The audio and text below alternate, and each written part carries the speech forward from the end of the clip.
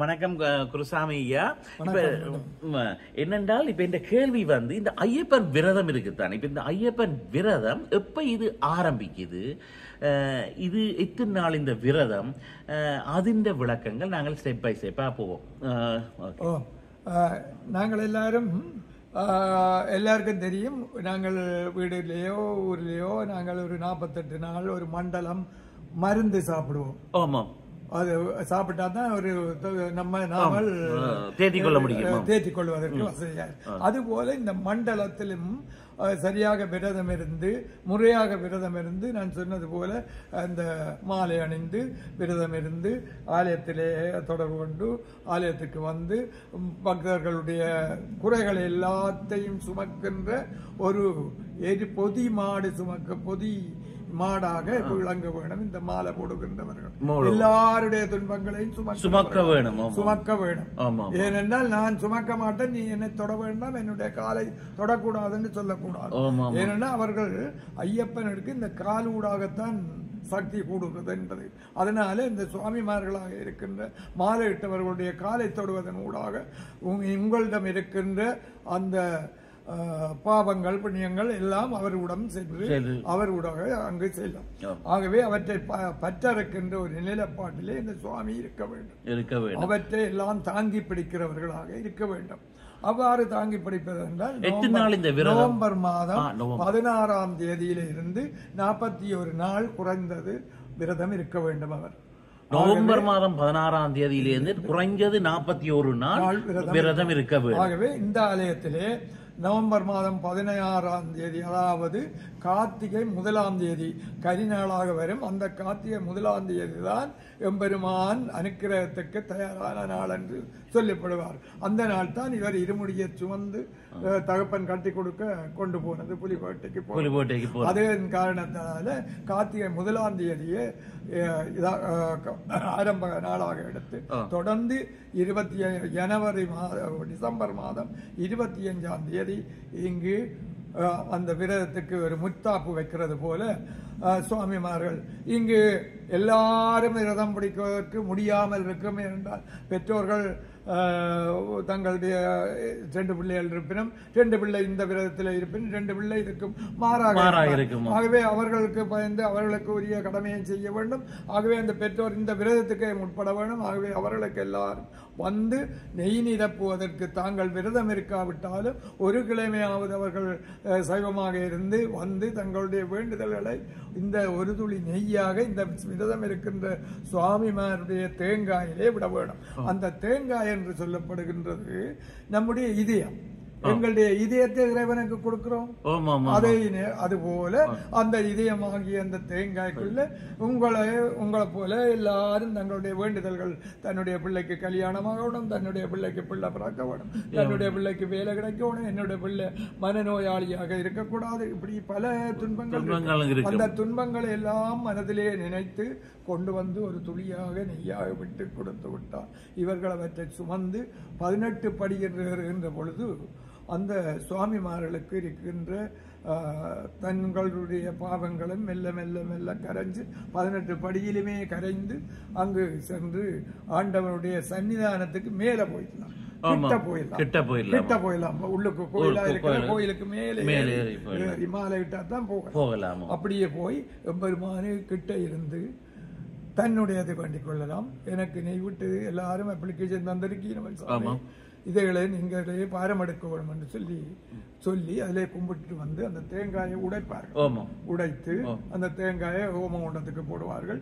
அந்த நெய்யை இவருடைய கையில பிறகு வேண்டிக் கொண்டு ஒரு தொன்னையில வேண்டிக் கொண்டு போய் அபிஷேகத்துக்கு கொடுப்பார்கள். அப்படி அபிஷேகத்தை கொடுக்கிற போது அந்த நெய் எம்பெருமானுடைய தலையிலே பட்டு தேகம் பூராக பரவுகின்ற பொழுது அதை வலித்து எடுத்து பிரசாதமாக தந்து விடுவார்கள். அப்ப இவர் அங்க அந்த அப்ளிகேஷன்ல அவர்கிட்ட போய் எடுத்து உடைச்சாச்சு. அப்ப பதில் எழுதினது தான் அந்த பிரசாதம் வரும். அப்ளிகேஷன் போட்டு அந்த பதில் அதுதான் அந்த பிரசாதம் வர்ற போது அது நீங்கள் நெய் விட்டவர்கள் போய் அந்த சுவாமி பிறகு விரதம் முடிஞ்சு வர்ற போது அதில் ஒரு துளிய வேண்டி நீங்கள் நாவிலே சுவைத்துக் கொள்ளலாம். அல்லது இந்த நேரம் என்றாலும் அவர்கிட்ட போய் அதை எடுத்துக் கொள்ளலாம். அப்படி எடுக்கின்ற பொழுது அவருடைய அப்ளிகேஷனுக்குரிய பலனை அனுபவிச்சு கொள்ள வேணும். ஓகே, இப்ப அதுல கேள்வி, இப்ப 48 நாள் இந்த விரதம் இருக்க வேணும், 41 நாள் இருக்க வேணும். ஆனால் இந்த 46 யார் இந்த விரதத்தை இருக்கலாம்? அது சின்ன பிள்ளைகள்ல இருந்து பெரிய ஆட்கள் மட்டும். இந்த பெண்களுக்கு இதுல ஒரு இது அந்த மாத விலக்கு அங்க ஆண்டவன் தள்ளி வைக்க இல்லை, அவர்களே ஏன் வைத்திருக்கிறார்கள் என்றால் இந்த சுவாமிமார்களாக இருக்கப்படுகிறவர்களுக்கு தொண்டு செய்வதற்கு. இவருக்கு உணவு சமைக்க வேணும், இவருக்கு உடை தயாரிச்சு கொடுக்கணும், இதுகளெல்லாம் செய்வதாரு? அந்த மாதாவாக இருக்கிற சகோதரமாக இருக்கின்ற மனைவியாக இருக்கின்ற அவர்கள் செய்து கொடுக்க வேண்டும். அதே நேரத்தில் அவர்களுக்கு அந்த மாத விலக்கு 3 நாள் 4 நாள், அந்த நாள் ஒரு மனிதருக்கு 41 நாளுக்கு இடையில வரும். ஆகவே அது வருகிறவர்கள் அந்த விரதத்துக்கு உட்படக்கூடாது. அப்ப இந்த ஏஜ்ல இருக்கலாம். ஒரு 11 வயதுக்கு முற்பட்ட 11, இப்பதான் எனக்கு 50 வயதுக்கு பிற்பட்ட பெண்கள். இப்ப சரியா நேயர்களை இப்ப விளங்குதா? சரியான இது எனக்கு தந்திருக்கிறீங்களா? ஏன்னா இது 11 நாள் இருக்கிற போது கூட தாயிட்டிருந்து சமைக்க இயலாது, சமைக்க வேண்டும். அதுக்கு பரிகாரங்களாக இந்த ஆலயத்திலே அரங்காளராக இருக்கிற எல்லாரும் அதுக்கு உதவி செய்து ஆலயத்தில் தங்க இடம் கொடுப்பார்கள், உணவு கொடுப்பதும் தேவையான எல்லாம் செய்து கொடுப்போம். ஆகவே இது இந்த வழிபாட்டை நாங்கள் பெருப்பிச்சு நாங்கள் ஒரு மனிதனாக, மனித நேயம் உள்ளவர்களாக, மனித மிருகங்களாக மாறாம இருப்பதற்காக இந்த விரதத்தை பிடிக்க வேண்டும். அதோட இப்ப ஆண்களை எடுத்துக்கொண்டா இத்தனை வயது இல்லை, அவர்களுக்கு எல்லா வயது இத்தனை முடியக்கூடிய வரையும் இருக்கலாம், கிட்டத்தட்ட முடியக்கூடிய வரையும். சின்ன பிள்ளைகள் சின்ன பிள்ளைகள் ஒரு 6 மாச குழந்தைகள் கூட ட்ரெயின் பண்ணி அவர்கள் மாலை போட்டு, தகப்பன் மாலை போடுவார் அல்ல தாய் மாலை போடுவார், அவர்கள் கூடவே வைத்து. இப்ப நாங்கள் இப்ப போவோம் என்னண்டா, இப்ப துவங்க போறார் ஒரு ஐயப்பனுக்கு விரதம் பிடிக்க துவங்க போறார். முதல்ல அவர் என்ன செய்ய வேணும்? அவர் ஒரு இங்க வர வேணுமா, கோயிலுக்கு வர வேணுமா? 2 நாளைக்கு அவர் சைவமாக இருக்க பழகணும். கோயிலுக்கு குளிச்சுட்டு அவருக்கு ஒரு சிம்டம்ஸ் என்று சொல்றது, இந்த மாலை, கருத்த வேட்டி, இவையெல்லாம் என்னன்னு சொன்னால் மற்றவர்களுக்கும் தெரியப்படுத்தவும். அதாவது நீங்க இன்னொரு ஆட்களுக்கு ஆகவே இவரை நாங்கள் துன்புறுத்தக்கூடாது, சரியா சொன்னீங்க சொல்லி அவருக்கு அப்ப நாங்கள் ஒரு மச்ச மாமிசம் முதல் இப்ப வாரார் கோயிலுக்கு வந்து 2 நாள் மச்சம் சாப்பிடாம வீட்டு இருந்து போட்டு கோயிலுக்கு வாரார், துவங்க போறார். ஃபர்ஸ்ட் இந்த கோயிலுக்கு வாரார், என்ன செய்ய வேணும்? அங்க ஒரு பதிவு இருக்கு, அந்த பதிவுக்காக இந்த விரதத்துல காசு வேண்டி செய்ய வேண்டும் என்பது இல்லை. அவர்களுக்கு இலவசமாக செய்ய வேண்டும். ஆனால் இங்க அவர்களுக்காக சில வேலைகள், உணவு, உடை, அதுகள் எல்லாம் கொடுக்கிறபடியினால அவர்களுக்கு சில பூசைகள் எல்லாம் செய்யறதுக்கு இலவசமாக செய்ய வேண்டும். அதுக்காக ஒரு தொகை பணம் அவர்கள் பணத்தை பெருசாக பார்ப்பது. ஏனென்றால் இந்த விரதம் ஒரு முக்கியமான விரதம். இந்த விரதத்தை தூய்மையாக்குவதற்கு, எங்களை நாங்கள் பக்குவப்படுத்துவதற்கு இந்த இடம் ஒரு சரியான இடம் என்பதை அவர்கள் உணர்ந்து கொள்ள வேண்டும். வந்துட்டார், மாலை கொடுப்பீங்களா? மாலை அங்க குருசாமியாக இருக்கப்படுகிறவர் அவருக்கு மாலை அணிவார். மாலை அணிகிறதுக்கு முதல் அந்த மாலைக்கு முதல் அபிஷேகம் செய்து எம்பெருமானுடைய மேனியில போட்டு ஒரு கிழமைக்கு முதலே மாலை எம்பெருமான் தாங்கிடுவார். எம்பெருமான் போட்டு எம்பெருமானுக்கு அபிஷேகம் செய்து அதன் பின்பு இந்த மாலைகள் அன்றைய தினம் குருசாமியாக இருக்கிறவர், உதவியாக இருக்கிறவர்கள் எல்லாரும் சுமந்து வந்து இருந்து அதுக்கு பிறகு மாலை குருசாமி முதல் போட்டு அதற்கு பிறகு மற்றவர்களுக்கு போடுவார். இவர் போட்டுட்டார். போட்ட உடனே அவர் என்ன மாதிரியான கொண்டோல், என்ன மாதிரி வீட்டை மச்சம் சாப்பிடலாமா? அதுக்காகத்தான் இந்த மாலை போடுறதுக்கு முன்பு ஒரு வகுப்பு வைப்பார்கள். வகுப்பு வைக்கிறார்கள். நேர்களே, நல்ல விஷயம் பாருங்க. மாலை போட முதல் இங்க ஒரு வகுப்புக்கு இருக்கு, அதுக்கு பிறகுதான் விரதம் இருக்க வேண்டும் என்பதை பற்றி அதுக்கு சுருக்கமாக சொன்ன போனா காலையும் மாலையும் அவர்கள் குளிக்க வேண்டும். இயலாதாக்கள் வேற இடத்துக்கு போகாம சில வேளை தேவையற்ற இடங்களுக்கு போறது. அதுக்கு போகக்கூடாது.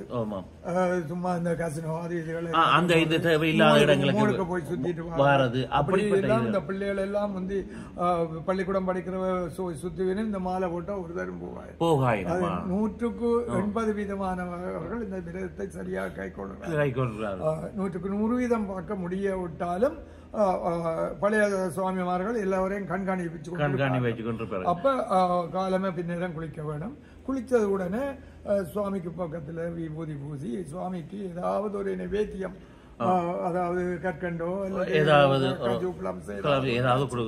வச்சு அந்த பாலை காய்ச்சி வச்சுட்டு 108 சரணங்கள் இருக்கிறது. பகவானுடைய நாமங்களை சொல்லி அந்த பகவான் உன்னுடைய நாமங்களை நான் சொல்லி உன்னுடைய பாதார விந்தத்துக்கு ஆட்படுகிறேன், என்னுடைய குற்றங்குறைகளை எல்லாத்தையும் நீக்கி என்னை முழு மனுஷனாக்கி விடன்னு சொல்லி கேட்டுக்கொள்றது. 108 தரம் சொல்றது. அதை சொல்லிக்கலாம். காலை சாப்பாடு அவர் கட்டாயமா இருந்த வேணும் என்று சொன்னால் சைவமாக ஆசார முறைப்படி அவர் வீடு எல்லாம் அந்த 41 நாளும் சுத்தமாக்கப்பட்டிருக்கும், அதிலே இருக்கலாம். அந்த வீட்டுல மச்சம் மாமிசம் அவர்களா இருந்தா அவர்கள் கீழ் வீட்டுக்கு போகணும், இல்லாட்டி புரிதாக இல்லாட்டி இவர்கள் வேற ஒரு இடத்துக்கு வந்துடுவோம். இந்த உணவை தாங்கள் வேற ஒரு இடத்துல 3 நேரம் சாப்பிடலாமா? சாப்பிடுவது கட்டாயம் காலமே சாப்பிட வேணுமென்றா சாப்பிட்டுக் கொள்ளலாம். மத்தியானம் சாப்பிடலாம், இரவும் சாப்பிட்டுக் கொள்ளலாம். மத்தியானமும் இரவும் ஆலயத்திலே சாப்பாடு கொடுக்கிறார்கள். அதுதான் இந்த தாராளமாக அவர்கள் ஓட பண்ண வேண்டும் இருக்கும், எல்லாருக்கும் கொடுப்பார்கள். அது ஒரு வீட்டை சமைக்கிற கஷ்டம் என்றால் இங்க ஆலயத்துக்கு வந்த கால மத்தியானம் இரவும் சாப்பாடு இருக்குது. அதுக்கு பிறகு அவர் என்ன கண்ட்ரோல் இரவும் அதே மாதிரி நான் சொன்ன மாதிரி 108 சரணத்தை சொல்லி வேலைக்கு போறவர் காலமை சொல்லி இதை சொல்லி போட்டு அந்த பாலை எடுத்து தான் குடிச்சிட்டு அதுல இருக்கிற பழத்தை வேணுமெண்டா சாப்பிட்டு வேலை போகலாம். மத்தியானம் சாப்பாட்டை கொண்டு போய் அங்க வச்சு எல்லாரோடும் இருந்து சாப்பிடாம தான் வாஷ்ரூம்குள்ள போய் கழுவிட்டு அவருக்குரிய சரணத்தை சொல்லி மனதுக்குள்ளே சொல்லிட்டு தான் ஒரு வீட்டுக்கு வர்ற போது வந்து ஒரு முழுகிட்டு அவர் கழுவிட்டு அவர் மீண்டும் பஜனை செய்து போட்டு பஜனையோ பாட்டு செய்யலாம். பாட்டு படிக்க முடியும். அவ்வளவுதான் இலகுவான விரதம். இது